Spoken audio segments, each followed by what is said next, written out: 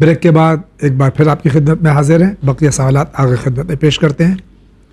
میرا یہ سوال ہے کہ کیا کوئی شخص اپنے نام کے آگے سید لگا سکتا ہے حالانکہ وہ یہ جانتا ہے کہ وہ سید نہیں ہے؟ میرے باپ دادا نے اپنے آپ کو سید میں تبدیل کر لیا اور آج ہم سید لکھتے ہیں اپنے نام کے آگے. اس حالت میں مجھے کیا کرنا چاہیے؟ اگر آپ کو اس بات کا علم ہے کہ انہوں نے جانے انجانے میں اس چیز کو اپنے نام کے آگے لگا لیا تھا اور اس سے لوگوں کے درمیان میں یہ امپریشن پڑتا ہے کہ آپ سادات میں سے ہیں، لہٰذا اور آپ کو علم ہے کہ آپ اس سادات کا شجرہ نہیں رکھتے ہیں، تو اب بہتر یہ ہے کہ آپ اپنے نام کے آگے سے اس چیز کو ہٹا دیں، چونکہ مناسب نہیں ہے کہ اپنے آپ کو محارم جناب سیدہ میں کوئی آدمی بالجبر داخل کر دے. السلام علیکم.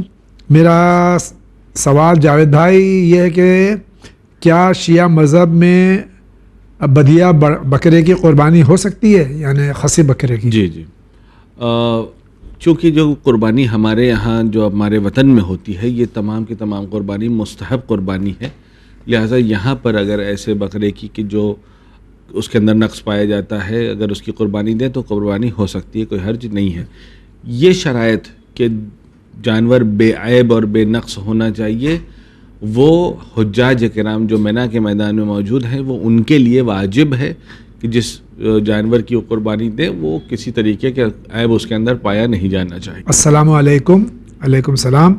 مائی name is Kaunain Zahra and my question is I want to learn self-defense through martial arts, but there is no such institute who have women as trainers. So can I learn it from a man? But I am doubtful because there will be physical contact with a namehram person. Please clarify. When are you going to broadcast this question? آج ہو رہا ہے آپ کا broadcast ہو رہا ہے؟ جی آغا.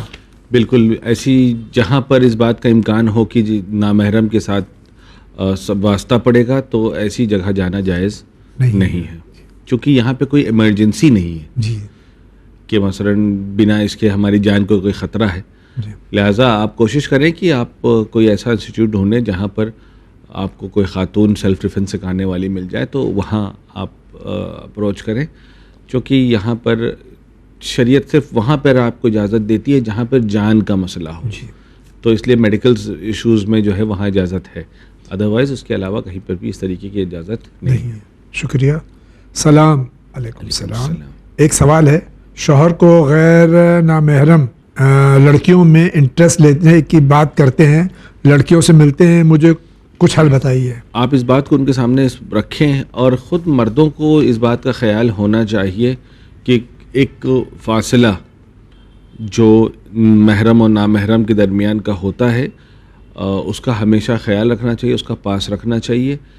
بالخصوص مردوں کو میں اس لیے کہہ رہا ہوں کیونکہ وہ جب اپنے آفیسز میں جاتے ہیں اور وہاں پہ کارپوریٹ میں کافی سارے ان کے کلیگز ممکن ہے کہ خواتین ہوں اور نامحرم ہوں، تو وہاں پر وہ بہت زیادہ فری ہو جائیں، کوشش کرتے ہیں کہ ارے وہ تو میری کلیگ ہے. لیکن اس چیز کا ہمیشہ خیال رکھنا چاہیے کہ روایت میں ہے کہ النظر سحب من سحام الشیطان، بے شک کہ آپ کی نظر نامحرم کے اوپر جو پڑتی ہے وہ شیطان کے تیروں میں سے ایک تیر ہے، وہ پہلا مرحلہ ہے جہاں سے انسان بہکتا ہے. لہذا چاہیے کہ وہ خود مرد اس چیز کا خیال رکھیں کہ وہ نامحرموں سے فاصلہ بنا کر کے رکھیں، اور جہاں پر خطرہ ہو کہ وہ گناہ میں ملوث ہو سکتے تب تو بالکل دوری رکھنا چاہیے. خود خاتون کے لیے میں کہوں گا کہ اس مسئلے کو ان کے سامنے پیش کریں. بہت بہت شکریہ. السلام علیکم. علیکم السلام. جی مولانا، میرے پاپا جو بھی بد دعا دیتے ہیں وہ فوراً قبول ہو جاتی ہے اور ان کی تو اب عادت سی ہو گئی ہے بات بات پر بد دعا دیں. کوئی مذاق جھوٹ نہیں ہے، میرے پاپا کی بد دعا سچ میں لگ جاتی ہے اور اس میں سامنے والے کا قصور ہو یا نہ ہو فوراً قبول ہو جاتی ہے. اسی وجہ سے میری ممی پاپا میں بھی اکثر جھگڑے ہوتے رہتے ہیں. اب میرا سوال یہ ہے کہ ایک بار پاپا نے ممی کو بد دعا دی کہ تمہاری ایک بھی نماز قبول نہ ہو، تو اس بد دعا سے کیسے بچا جائے؟ اور آج تک ایک بھی بد دعا ایسی نہیں کہ جو قبول ان کی نہ ہوئی ہو. ان کی زبان کو لوگ کالی زبان کہتے ہیں. سب سے پہلی تو میں مشورہ دوں گا آپ کو، یعنی جو خواہر جو پوچھ رہی ہیں ان کو، کہ وہ کوشش یہ کریں کہ ان سے کہیں کہ وہ کچھ آپ کے حق میں دعا کر دیں. جی کیونکہ الظاہر آپ کے بیان کے مطابق یہ لگ رہا ہے کہ وہ مستجاب الدعا ہیں، یعنی جو دعا کرتے ہیں چاہے وہ اچھی ہو چاہے وہ بری ہو، اکثر وہ لگ رہا ہے کہ وہ بری ہی دعا کر رہے ہیں، ساری کی ساری قبول ہوئی جا رہی ہے. تو لگے ہاتھ آپ ایک آدھ اچھی دعا بھی کروا لیجئے، ہو سکتا ہے کہ وہ بھی آپ کے حق میں قبول ہو جائے. اور جہاں تک سوال کا ذکر ہے کہ اگر انہوں نے کہہ دیا کہ تمہاری کوئی بھی نماز قبول نہیں ہوگی، تو یہ جو ہے وہ مسئلہ آپ کی والدہ اور ان کے خدا کے درمیان میں ہے. خدا جانتا ہے کہ کس کے اعمال قبول ہونے والے ہیں اور کس کے اعمال قبول نہیں ہونے والے ہیں. شکریہ.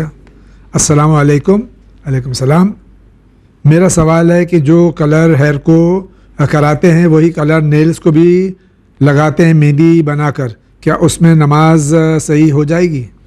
اگر یہ کلر ایسے ہیں کہ جس سے پانی کے پہنچنے میں وہ مانع یا رکاوٹ بن رہے ہیں تو پھر وضو صحیح نہیں ہے. لیکن اگر یہ مہندی ہے جس سے بالوں میں بھی کلر ہوتا ہے اور وہی چیز لوگ خواتین اکثر ہاتھ پہ بھی لگاتی ہیں تو کوئی حرج نہیں ہے، آپ اس کو یوز کر سکتے ہیں. لیکن ایک نئی قسم کی مہندی ہے جو کیمیکل ہوتی ہے، جس سے ٹیکنیکلی وہ کلر تو آتا ہے ساتھ ہی ساتھ ایک لیئر بن جاتی ہے. تو ایسی مہندی لگانا جو لیئر بن جاتی ہے بعد میں وہ پپڑی کی طرح ایسے لیئر بائی لیئر نکلتی ہے، وہ اگر لگا رہے ہیں تو پھر اس پہ وضو صحیح نہیں ہے. وضو اور غسل دونوں صحیح ہیں؟ جی دونوں چیز صحیح ہے. شکریہ آقا. السلام علیکم مولانا صاحب جاوید بھائی. علیکم السلام. میرا پہلا سوال ہے کہ میرا 15 سال کا بیٹا ہے، میں اسے نماز پڑھنے کے لیے کہتی ہوں لیکن وہ پڑھتا نہیں ہے. میری اچھی بات اسے بری لگتی ہے، تو آپ مجھے بتائیں کہ میں کیا کروں کہ جس سے کہ وہ نمازی ہو جائے.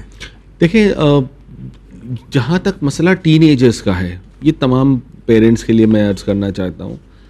ٹین ایجرز وہ ایک ایسی ایج ہوتی ہے جہاں پہ بچہ جو ہوتا ہے وہ سرکش ہوتا ہے، جی، جس کو قابو میں کرنا بڑا مشکل ہوتا ہے. وہاں پہ ضرورت اس بات کی ہے کہ ہم اس بات کا خیال کریں کہ ہم آرڈر نہ دیں جاؤ یہ کرو یہ مت کرو، بلکہ اس کو ساتھ میں لے کر کے چلیں، بجائے اس کے کہ یہ کہیں کہ نہیں تمہیں یہ کرنا پڑے گا اور تم نے یہ کیسے کر دیا. تو وہ کہ ایک ایسی ایج میں ہوتا ہے کہ جہاں پر اس کو کوئی چیز سمجھ میں نہیں آ رہی ہوتی ہے اور وہ اپنے ایک الگ مگن دنیا میں رہتا ہے. بجائے اس کے کہ آپ یہ کہیں چلو نماز پڑھو، آپ اس سے یہ کہیں کہ میں نماز پڑھنے جا رہی ہوں، آؤ ساتھ میں کھڑے ہو. تو اب اس کے پاس آپشن نہیں ہے کہ وہ یہ نہیں کہے گا آپ سے کہ میں تو نہیں آؤں گا، یہ کہے گا میں تھوڑی دیر پڑھ کر نہیں ابھی ہم پڑھنے جا رہے ہیں، ساتھ میں کھڑے ہو، ساتھ میں نماز پڑھ لو، جاؤ. اس کے بعد تو جب آپ اس کے دروازے خود بند کر دیں گی، جو جس طریقے سے آپ بات کو کہیں گے اس سے بہت فرق پڑتا ہے. آپ ایک مرتبہ اس کو امر نہیں کریں گے یعنی آرڈر دیں گے یا کسی چیز سے روکیں گے تو وہ ضد نہیں کرنی چاہیے. ہاں لیکن آپ اس کو کہیں کہ نہیں ہم تم سے اس طریقے سے اس کو ریفریز کریں اپنے جملے کو کہ اس کو لگے کہ he doesn't have any other option, now he has to participate in this whatever work you're doing. تو اس میں وہ آ کر کے پھر وہ اس کو لگے کہ وہ خود کر رہا ہے کہ ہم پڑھنے جا رہے ہیں، آؤ چلو ساتھ میں پڑھو. یا کہ تم پڑھو تو کہے گا ٹھیک ہے میں نہیں پڑھنا ہے. لیکن ہم یہ کہیں گے ہم پڑھ رہے ہیں چلو ساتھ میں پڑھو، تو یہاں وہ نہیں کہہ سکتا ہے کہ ہم ساتھ میں نہیں پڑھیں گے. کیوں نہیں پڑھو گے بھائی؟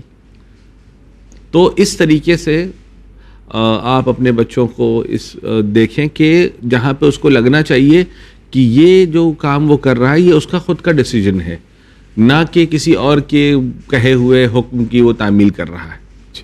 شکریہ آقا. السلام علیکم. علیکم السلام. کیا میں اپنے ہونے والے ہسبینڈ سے پوچھ سکتی ہوں کہ کیا آپ کسی حرام ریلیشن شپ میں تھے یا فزیکل ریلیشن آپ کا تھا؟ کیا یہ سوال کرنا میرے لیے صحیح ہے؟ دیکھیے سوال تو یہ آپ پوچھ سکتی ہیں اور ٹیکنیکلی پوچھنا بھی چاہیے، لیکن کیا آپ جواب کے لیے تیار ہیں کہ جواب اس کا کیسا ہوتا ہے اور جواب کے بعد آپ کا کیا ارادہ رہتا ہے؟ چونکہ نعوذ باللہ پروردگار تمام لوگوں کو اس طریقے کی چیزوں سے محفوظ رکھے اور انسان کا دامن جو ہے وہ پاک و صاف رہے. آج کل کے معاشرے میں یہ کمپلیکیشنز اور یہ مسائل بہت زیادہ بڑھتے جا رہے ہیں، لہٰذا میں سجیسٹ کروں گا کہ آپ پوچھیں ضرور، لیکن اس کے بعد جو جواب آئے ریپرکشنز کے لیے تیار رہیے گا. نہیں اگر دوسری بات یہ ہے کہ کیا ضروری آپ کے پوچھنے سے وہ صحیح جواب دے دیں گے آپ؟ یہ بھی بات ہے جی کہ وہی ہے کہ اگر انہوں نے صحیح جواب دے دیا، خدا نہ پہلے تو میں امید کروں گا کہ انشاءاللہ کہ جو آپ کا ہونے والا شوہر ہے وہ متدین اور دیندار اور نماز روزے والا ہو, تاکہ آپ کے ذہن میں آٹومیٹکلی یہ جو سوال ہے وہ پیدا ہی نہیں ہو.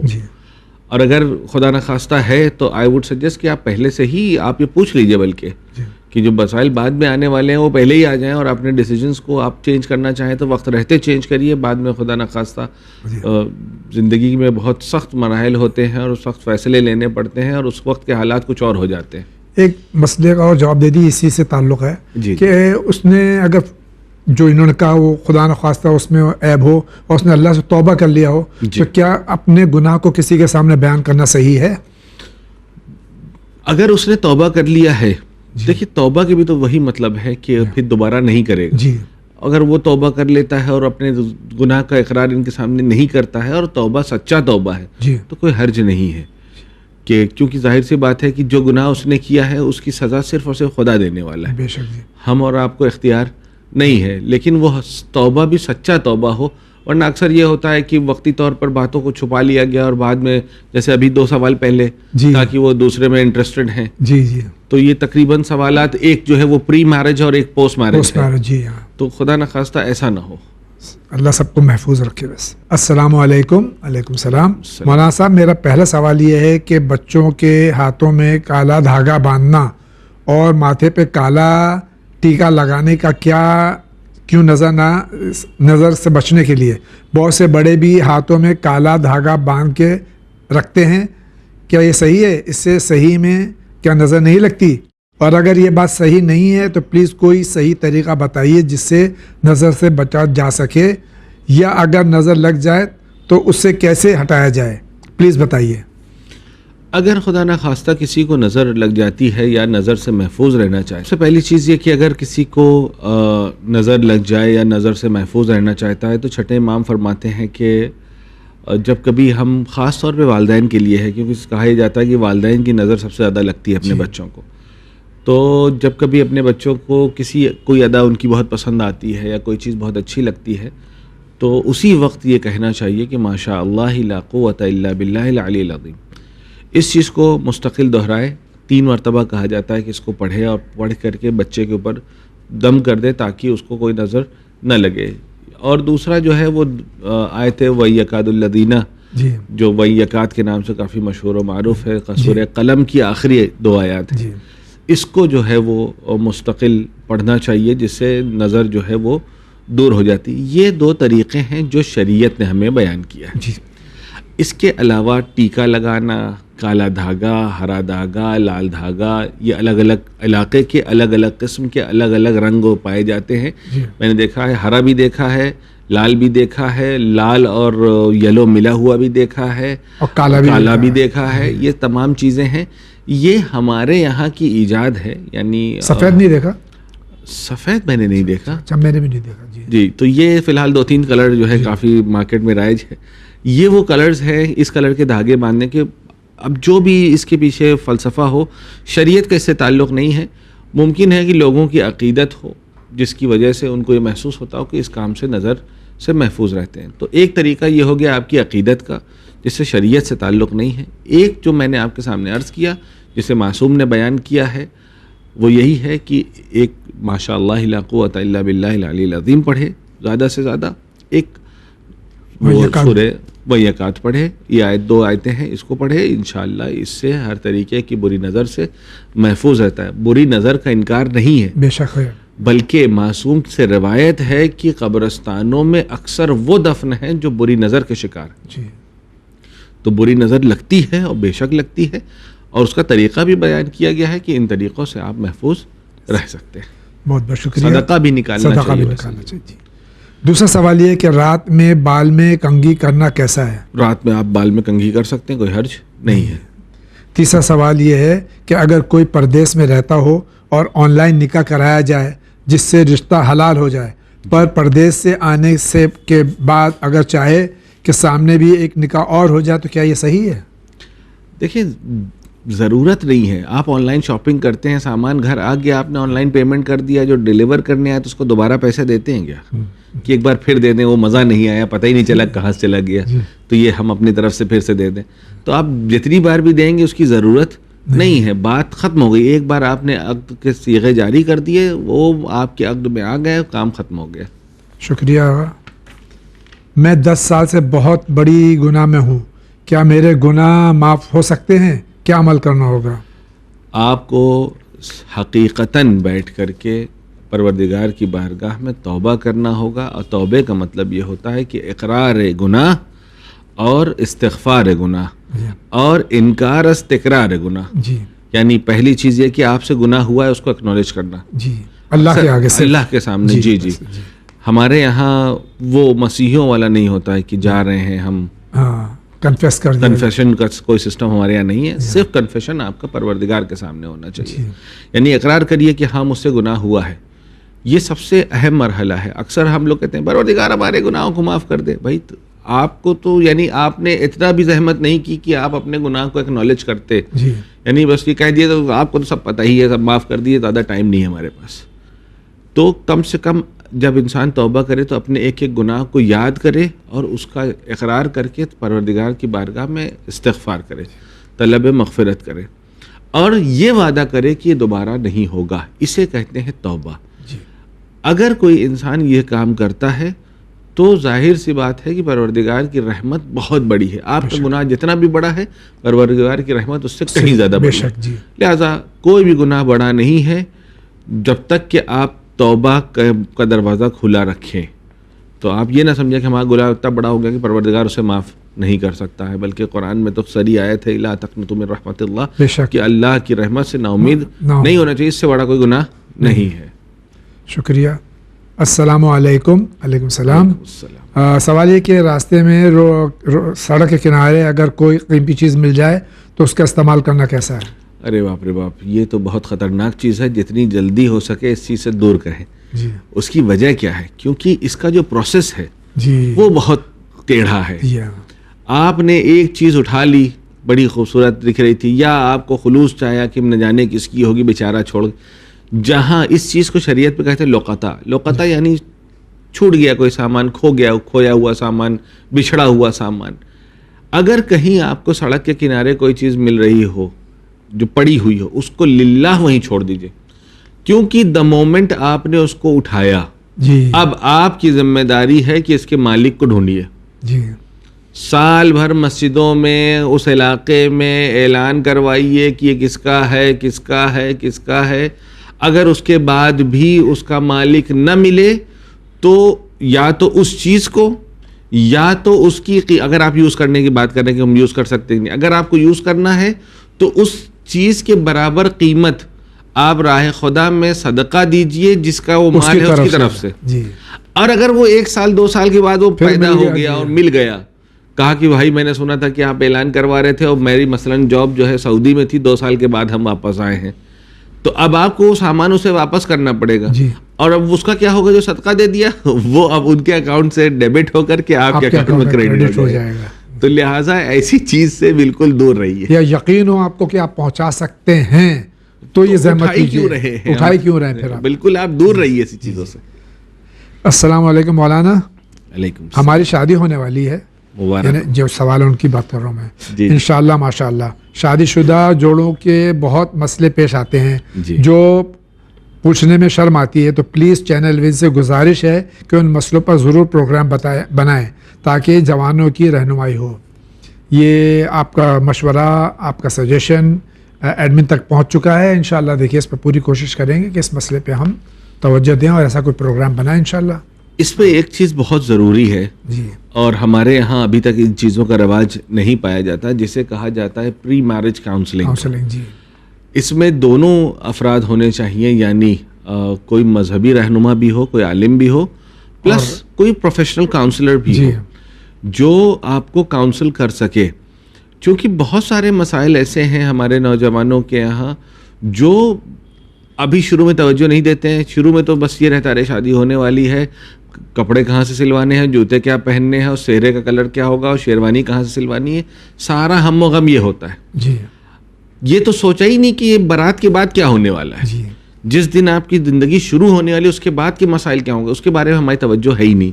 ہماری توجہ یہ ہے کہ حلوائی کہاں کا ہوگا, کھانے میں کتنی ڈشز ہوں گی, اور یہ جو کچھ گھنٹوں کا جو مسئلہ ہے اس کی طرف زیادہ فوکسڈ ہوتے ہیں اور جو ساری زندگی کا مسئلہ ہے اس کی طرف فوکسڈ نہیں ہوتے ہیں.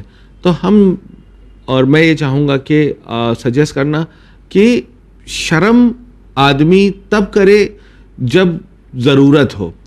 ڈاکٹر کے سامنے, وکیل کے سامنے, چارٹرڈ اکاؤنٹنٹ کے سامنے اور عالم کے سامنے اپنے مسئلوں کو رکھنے میں کوئی شرم و حیا کی ضرورت نہیں ہے, کیونکہ یہ 4 وہ لوگ ہیں جو آپ کی زندگی کو بچا بھی سکتے ہیں اور آپ کی زندگی کو چوپٹ بھی کر سکتے ہیں. جی. کیونکہ اگر آپ نے وہ باتیں جو بیان کرنے والی تھی نہیں بیان کی ان لوگوں کے سامنے, تو پھر جب مصیبت آپ کے سامنے آئے گی تو کوئی آپ کو بچا نہیں سکتا ہے. شکریہ آقا. السلام علیکم. علیکم السلام. جناب, میں پہلے بھی یہ سوال کر چکا ہوں لیکن جواب نہ ملنے سے دوبارہ کہہ رہا ہوں. قرآن کے ذریعے ایولیوشن آف ہیومن کو ڈسکرائب کیجیے, بیکاز میں نے دھرو راٹھی کے ویڈیو دیکھی تھی, انہوں نے اس کے پکے ثبوت بیان کیے تھے. اس سے حضرت آدم علیہ نبینا علیہ الصلوۃ والسلام کا دنیا میں آنا غلط ثابت ہوتا ہے. قرآن کچھ آیات ایسی ہیں بقول ان کے جی کہ جو ایک دوسرے کو کانٹراڈکٹ کرتی ہیں. سب سے پہلی چیز یہ ہے کہ قرآن کی کوئی بھی 2 آیت ایک دوسرے کو کانٹراڈکٹ نہیں کرتی اور نہ کر سکتی ہے. جی. چونکہ یہ کلام انسانی کلام نہیں ہے, یہ خود پروردگار کا کلام ہے اور وہ جانتا ہے کہ وہ کیا کہہ رہا ہے. ہم اور آپ ممکن ہے کہ انسان ہیں 2 گھنٹے پہلے کیا بات بولی تھی اور ابھی کیا بول رہے ہیں, وہ اس میں کانٹرڈکشن ہو سکتا ہے, لیکن خدا جو ہے وہ عالم تام ہے, وہ اس کے پاس ہر طریقے کا علم ہے اور وہ علیم ہے, تو اس کے یہاں کانٹرڈکشن کا امکان نہیں پایا جاتا. فرسٹلی. سیکنڈلی یہ کہ جو تھیوری آف ایولیوشن ہے جس کے بنیاد رکھنے والے خود جو ڈارون تھے, وہ خود اپنی زندگی کے آخر میں اپنی ہی تھیوری کو ریجیکٹ کر کے چلے گئے. نہ جانے کیوں ہماری جو نئی جنریشن ہے اس مرے ہوئے جنازے کو آج بھی گھسیٹ رہی ہے کہ وہ ڈارونس تھیوری آف ایولیوشن تھی اور اس نے کہا تھا کہ بندر جو ہے وہ انسان میں تبدیل ہو گئے. یہ جو باقی بندر رہ گئے انہوں نے کیا خطا کی تھی؟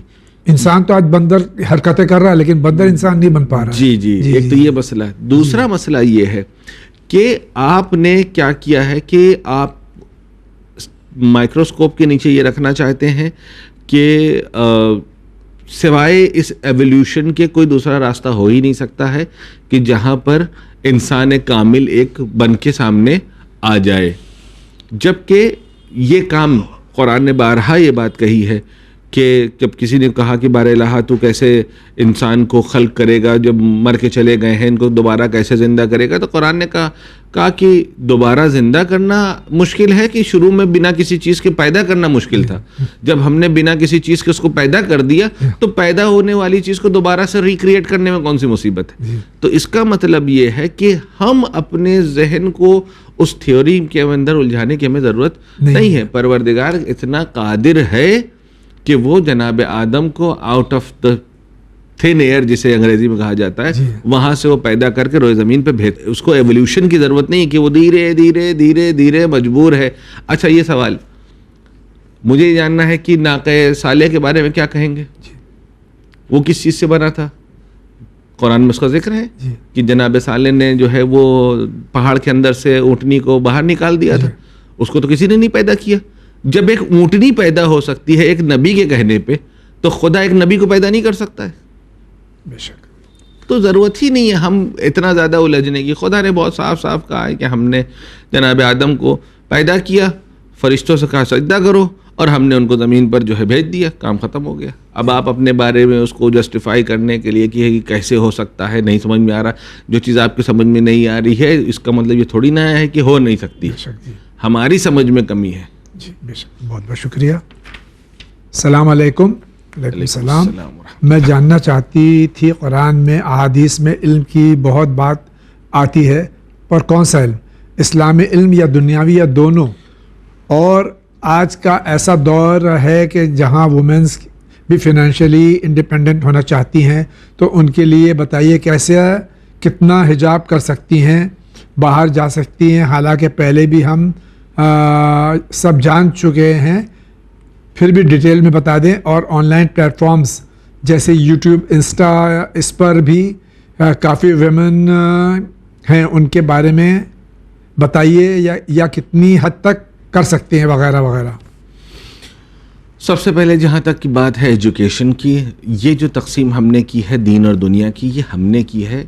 اسلام کی نظر میں کوئی بھی علم جو ہے وہ دین اور دنیا والا کوئی سیگریگیشن اور ڈویژن نہیں ہے. بے شک جی. بلکہ سیدھی سیدھی حدیث ہے کہ علم آپ کو کہیں بھی مل رہا ہو اور آپ اس کو لے لیجئے. اطلب العلم من المہد الی اللحد. ایک تو یہ ہوگی کہ کہاں سے کہاں تک آپ کو چاہیے، کہ یعنی آپ کنٹینیوسلی آپ علم حاصل کریے. اطلب العلم ولو بالصین، کہ اگر آپ کو چائنا تک جانا پڑے، اس زمانے میں سب سے دور زمین جو سمجھی جاتی تھی وہ چین تھی.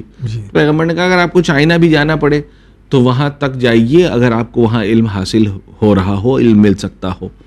تو یعنی اس میں کوئی ڈویژن نہیں ہے. یہ نہیں کہا کہ جائیے قرآن سیکھ لیجیے چائنا میں جا کے، وہاں کون سا قرآن نازل ہو رہا تھا یا کون سی حدیث نازل ہو رہی تھی، لیکن علم مل رہا تھا تو وہ آپ اس کو لیجیے. ہر آدمی کے اوپر فریضہ ہے، ذمہ داری ہے کہ وہ علم حاصل کرے، اور اس علم کو آپ کس طریقے سے یوٹیلائز کرتے ہیں، اپنے دین کے لیے استعمال کرتے ہیں تو آپ کا میڈیکل سائنس بھی دینی علم بن جائے گا. اور اگر اپنی دنیا کے لیے استعمال کرتے ہیں تو کڈنی بیچنا بھی حرام ہو جائے گا جی ڈاکٹر کے لیے. جی بالکل نہیں. ڈاکٹر کو چھوڑیے، عالم جو مدرسے میں پڑھ کے آیا ہے اور وہ آنے کے بعد کہے کہ مثلا آپ جو کہیے وہ میں پڑھ دوں گا، اور وہ اپنی دنیا کے لیے کہے ہاں ٹھیک ہے آپ مجھے یہ اتنا لفافہ دے دیجئے جو کہیے میں پڑھ دوں گا، تو وہ ٹیکنیکلی پڑھا مدرسے میں ہے لیکن کام وہ دنیا داری کے کر رہا ہے. تو ایک آدمی جو یونیورسٹی میں پڑھ کے دینداری کا کام کر سکتا ہے، اسی طریقے سے دوسرا مدرسے میں پڑھ کے دنیا داری کا بھی کام کر سکتا ہے. تو اس میں کوئی سیگریگیشن، کوئی ڈویژن نہیں ہے. جو بھی علم آپ چاہیں اسے حاصل کر سکتے ہیں، اور واجب ہے علم حاصل کرنا. دوسرا سوال جو انہوں نے آگے کیا کہ خواتین کا حجاب کس حد تک ہونا چاہیے. اسلام نے کرائیٹیریا بیان کر رکھا ہے کہ خاتون کے اوپر واجب ہے کہ وہ اپنے جسم کو ڈھک کر کے رکھے اس طریقے سے کہ ان کے جسم کی بناوٹ معلوم نہ ہونے پائے. اسے کہتے ہیں حجاب. اگر اس کا چہرہ در حد وضو جسے کہا جاتا ہے وہ اگر کھلا بھی رہتا ہے تو اس میں کوئی حرج نہیں ہے. خواتین کو اجازت ہے کہ وہ اپنے ریسٹ تک ان کے ہاتھ کھلے رہ سکتے ہیں، اور ان کا چہرہ ان کے جو وضو کے درمیان میں جو حصہ دھلا جاتا ہے وہ حصہ کھلا رہ سکتا ہے. تقریباً تمام مراجع یہ کہتے ہیں. تیسری چیز یہ ہے کہ حجاب میں ایک امپورٹنٹ فیکٹر یہ ہے کہ جسم اس حد تک جو لباس یا جو نقاب یا جو عبایا جو آپ پہن رہے ہیں اس سے آپ کے جسم کی بناوٹ دکھائی نہیں دینا چاہیے. اگر وہ لوز ہے اور اس میں نہیں معلوم ہوتا تو کافی ہے. اب یہ کس حد تک والا مجھے سوال نہیں سمجھ میں آتا ہے. اگر آپ کو لگتا ہے کہ یہ حجاب نہیں ہے تو پھر نہیں ہے، ختم ہو گئی بات. تھرڈلی جو انسٹاگرام اور یوٹیوب اور سوشل میڈیا انفلوئنسرز کی بات کی جا رہی ہے، 90% خواتین جو سوشل میڈیا انفلوئنسرز ہیں، جو مسلمان ہیں، جو ٹیکنیکلی جسے کہا جائے کہ حجاب کر رہی ہیں، لیکن چونکہ ساتھ میں اس حد تک میک اپ کیا ہوا ہے کہ ظاہراً آپ کا بال کورڈ ہے لیکن آپ گناہ میں ملوث ہو رہی ہیں. اگر آپ کو سوشل میڈیا پہ آنا ہے، اپنا کوئی آرٹ یا کوئی ہنر دکھانا ہے کھانا پکانے کا، یا کوئی آپ کوئی نیوز چلا رہے ہیں، کچھ بھی کر رہے ہیں، اس میں خیال اس بات کا رکھنا ہے کہ آپ جس طریقے سے اپنے محرم کے سامنے جاتی ہیں اس طریقے سے نامحرم کے سامنے نہ جائیں. بس سمپل سی بات ہے. آپ اپنے میک اپ وغیرہ کا خیال رکھیں کہ میک اپ لگا کر کے جیسے نامحرم کے سامنے نہیں جا سکتا اسی طریقے سے آپ یوٹیوب پہ نہیں جا سکتے. باقی کوئی مسئلہ نہیں ہے. بہت بہت شکریہ آغا. السلام علیکم. وعلیکم السلام. سر میرا سوال ہے کہ ایک روایت ہے اصول کافی کی جلد 3 پیج نمبر 100 to 105، اس میں مولا علی فرما رہے ہیں کہ جب امام مہدی اجل اللہ تعالیٰ فرج و شریف آئیں گے تو ان کی قمیض یا شلوار ٹخنوں کے اوپر ہوگی. اس کا مطلب کہ ٹخنے ننگے ہوں گے. میرا سوال ہے کہ کیا ٹخنے ننگا کرنا سنت ہے اور نہ کرنا مکروہ ہے؟ ہمارے یہاں بھی یہ کہا جاتا ہے کہ آپ کی شلوار اتنی زیادہ لمبی نہیں ہونی چاہیے کہ وہ آپ کی ایڑی کے نیچے جائے. لیکن اس کا مطلب یہ نہیں کہ اتنی اونچی ہو جائے کہ آپ کے جو کاف ہیں پیر کے وہاں بھی نظر آ جائے. ہاں، تو یہ چیز مستحب ہے کہ آپ کی شلوار میں نیچے وہ آپ کے جو انکلز ہیں وہ دکھائی دیں. جیسے آج کل فرشی شلوار کا فیشن چلا. جی یہ نہیں ہونا چاہیے. نہیں ہونا چاہیے. اس پہ تو بہت زیادہ مکروہ ہے کہ آپ کے لباس اتنا لمبا نہ ہو کہ زمین میں خط بنائے. خط بن جائے. جی ہاں. جی، نہ خواتین کے لیے نہ مردوں کے لیے، دونوں کے لیے. کیونکہ یہ لباس سے فخر ہے، لباس سے شہرت ہے. اس طریقے کے لباس سے پرہیز کرنا چاہیے. مکروہ ہے کہ انسان کا جب وہ چلے تو لباس زمین پہ خط بنائے. تو تھوڑا سا لباس جو ہے وہ ایسا ہو کہ جیسے ہمارے یہاں ابھی جو نارمل پینٹس چلتی ہیں یا جسے کہا جائے کہ جو کچھ لوگ جینز پہنتے ہیں کہ وہ اور آپ کے ٹخنے تک ہی ہوتی ہے. جی اگر وہ چھپ بھی گیا ہے تو کوئی حرج نہیں ہے کہ وہ چھپ گیا ہے. بہت بہت شکریہ. السلام علیکم. علیکم السلام. السلام. My question is, unfortunately, I have 12 years of Qaza Namaz and I want to clear them as soon as possible. So please tell me the shortest method to perform Qaza Namaz. Things that I know are, please correct me if I am wrong. We can skip Azan and Aqama. We can skip Qunut. In third and fourth rakat, only one tasbih arba'a. At the end of namaz, only last part of salam. You're almost correct. The only thing is you forgot to mention the tashahhud. You have to read the entire tashahhud. Secondly, if you even want to skip the qunut, اگر آپ قنوت skip بھی کرنا چاہتے ہیں, it's better to at least سے صلوات. جی یعنی اب ٹھیک ہے آپ نے ارادہ کر لیا ہے کہ آپ کو اپنی قضا نماز کو کور کرنا ہے, لیکن کچھ مستحبات ساتھ ساتھ میں بہرحال رہیں تو اچھا لگے گا. آپ تھوڑا سا ٹھیک ہے باقی چیزیں آپ نے جو بیان کی بالکل ایسے ہی ہے کہ بجائے اس کے کہ 3 سلام ہوتا ہے, السلام علیکم وعلی عباد اللہ صلی اللہ السلام علیکم ورحمۃ اللہ وبرکاتہ, تو صرف آخری والا تشہد کے بعد اللہم صلی علی محمد وعلی محمد السلام علیکم ورحمۃ اللہ وبرکاتہ بھی اگر آپ نے کہہ دیا تو آپ کی نماز صحیح ہے, لیکن تشہد پورا ہونا چاہیے. تشہد آپ اسکپ نہیں کر سکتے. بہت بہت شکریہ. خمس کے بارے میں کیوں کمپلیٹ احکام بیان نہیں ہوتا؟ آدھا ادھورا حکم بتا کے چھوڑ دیا جاتا ہے, ویڈیو ختم کیا جاتا ہے. اسٹاک مارکیٹ کے خمس کے بارے میں کیوں اپڈیٹ نہیں ہے؟ اسٹاک مارکیٹ میں کرنٹ انویسٹمنٹ, کرنٹ ویلیو, لاس, پروفٹ, کس رقم پر خمس لگتی ہے؟ خمس کے بارے میں اتنا کنفیوژن ہے, ایک بڑا پروگرام بنایا کیوں نہیں جاتا ہے؟ خمس کے بارے میں مکمل پروگرام بنایا جا چکا ہے, شاید ان کی نظر سے نہیں گزرا, پھر بھی آپ ارشاد فرما دیجیے. دیکھیے خمس ایک بڑا ہی پیچیدہ اور بڑا وسیع موضوع ہے. جی کسی بھی پروگرام میں اس کو سمیٹ کر کے بیان کر دینا, یعنی یہ کہا جائے کہ ایک اناٹمی کا کلاس ہونی ہے وہ آپ 1 گھنٹے میں بیان کر دیجیے, نہیں ہو سکتی ہے, کیونکہ اس میں اتنے سارے شق ہیں, اتنے ساری بحثیں ہیں. خود ہم اور جو دیگر علماء جو حوزے میں پڑھتے ہیں وہ پورا ایک سیمسٹر ہوتا ہے جس میں ایک باب کی بحث ہوتی ہے. جی اور ہم یہ چاہتے ہیں کہ 1 گھنٹے کے پروگرام میں سب ہو جائے, وہ مشکل ہوتا ہے. ایک بات. دوسری بات یہ ہے کہ جیسے جیسے زمانہ آگے بڑھ رہا ہے ویسے ویسے ہمارے یہاں فائنانس میں نئے نئے مسائل پیش آ رہے ہیں, جس کے بارے میں ممکن ہے کہ جو ہماری کتابیں ہیں اس میں آپ کو آسانی سے سوال نہ مل پائے, اس کا جواب نہ مل پائے. لیکن ایسا نہیں کہ جواب نہیں ہے. جیسے کہ آپ نے اسٹاک مارکیٹ کا ذکر کیا, اسٹاک مارکیٹ پہلے بہت آسان ہوا کرتی تھی.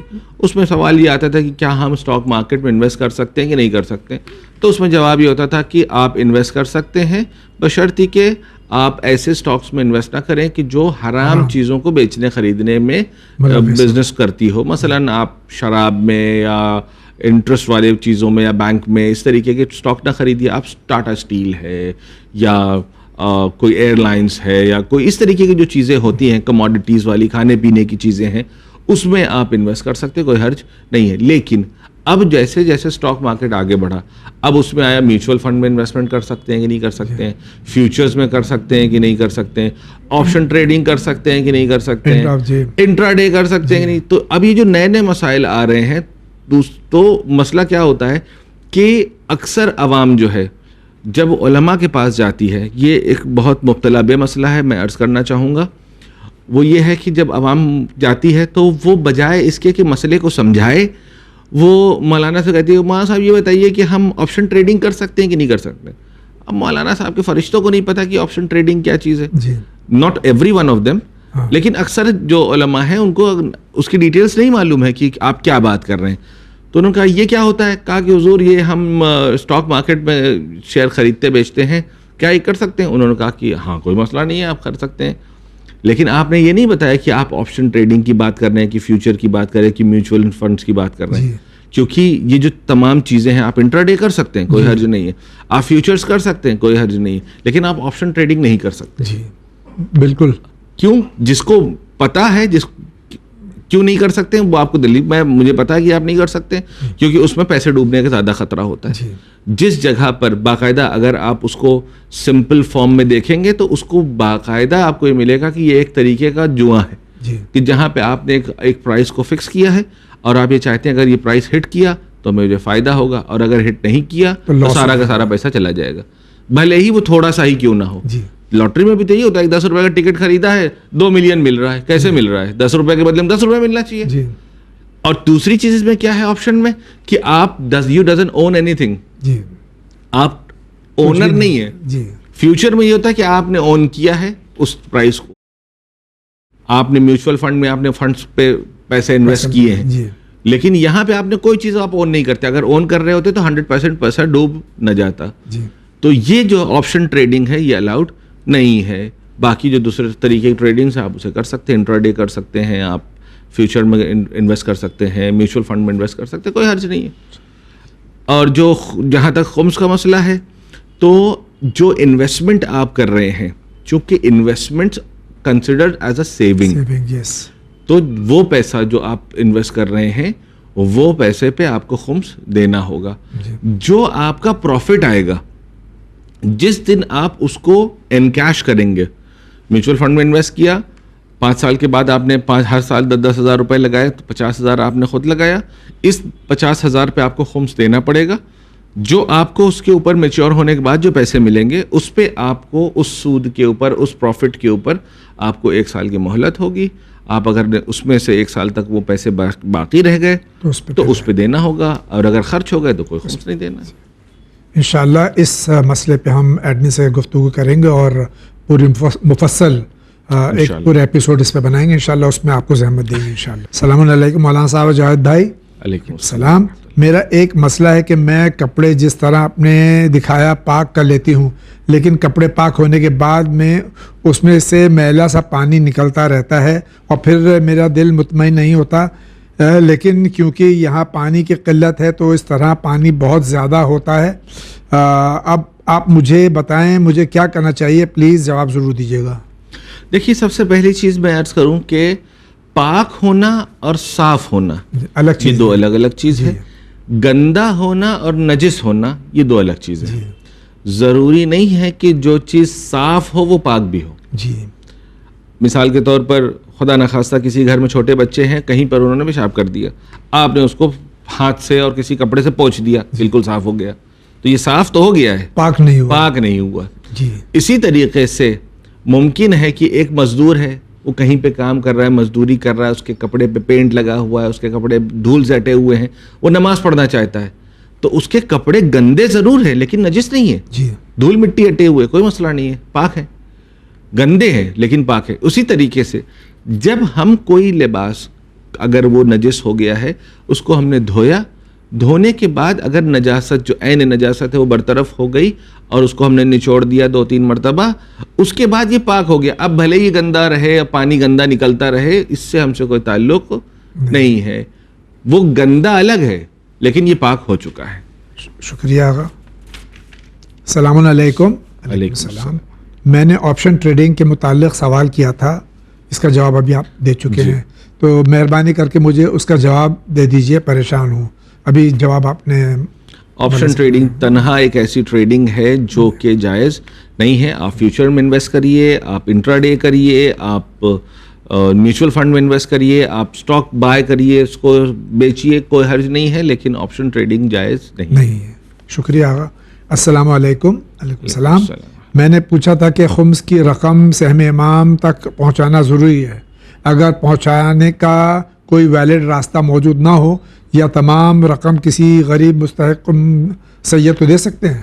دیکھیے, یہ ایک بہت امپورٹنٹ سوال ہے کہ ہم اپنی رقوم شرعیہ کس کو دیں. جی, ارسپیکٹو آف کہ یہ خمس کا سوال کر رہے ہیں. صدقات ہے, زکوٰۃ ہے, فطرہ ہے, ہر چیز کا شریعت نے ایک یوٹیلائزیشن بیان کیا ہے کہ آپ کو اسی جگہ پر ہی اسے استعمال کرنا ہے. ہم یہ چاہیں کہ اپنی کنوینئنٹ کے حساب سے کہیں پہ بھی کوئی بھی چیز صرف کر دیں, اجازت نہیں ہے.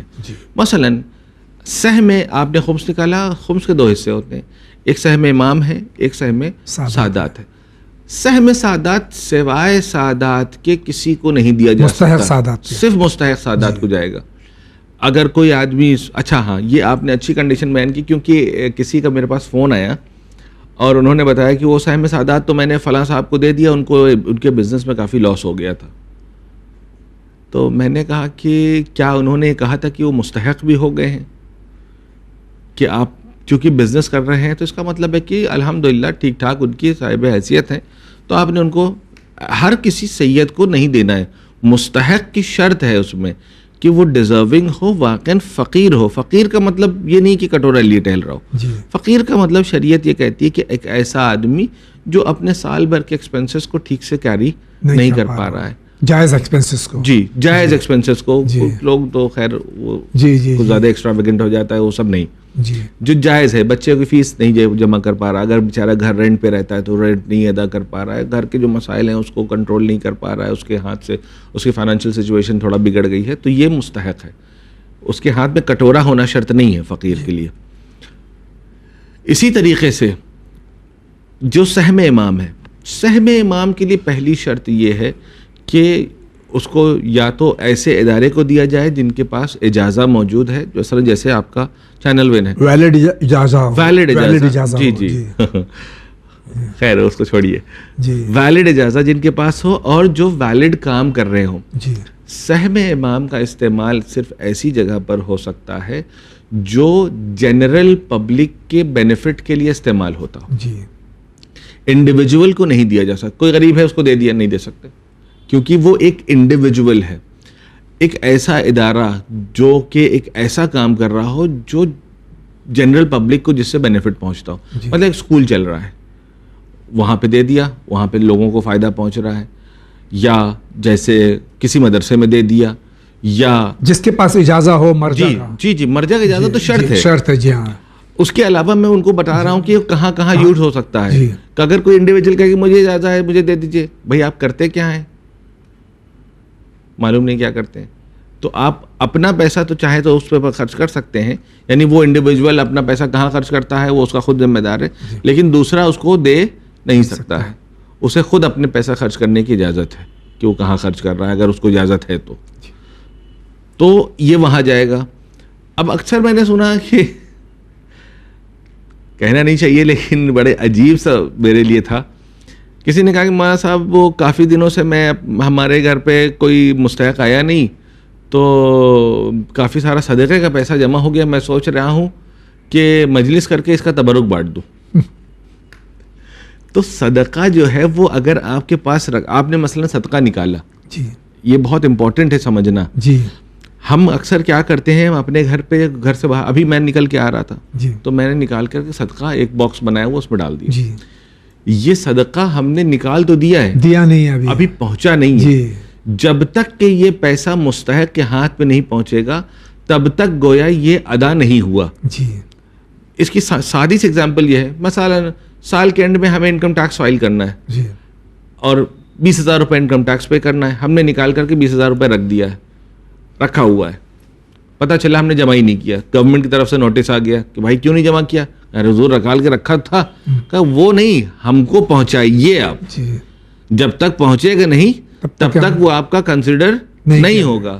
اسی طریقے سے اگر ہم کبھی خمس نکال رہے ہیں, صدقہ نکال رہے ہیں, فطرہ یا زکوٰۃ یا کچھ دوسری خیرات کر رہے ہیں, تو صرف نکال کر کے اپنے پاس سجا کے رکھ لینے کا نام الگ کر دینا نہیں ہے, اس کو مستحق تک پہنچانا ضروری ہے. بے شک. جی اکثر کرتے ہیں نکال کے رکھا ہوا ہے, جب کوئی آئے گا تو دیں گے, اب مر گئے, پھر نام اعمال میں دیکھا کہ لکھا ہوا ہے کہ خمس صاحب نے نہیں نکالا, ارے نکالا تو تھا, رکھا ہوا ہے بھائی, کیا بات کر رہے ہو.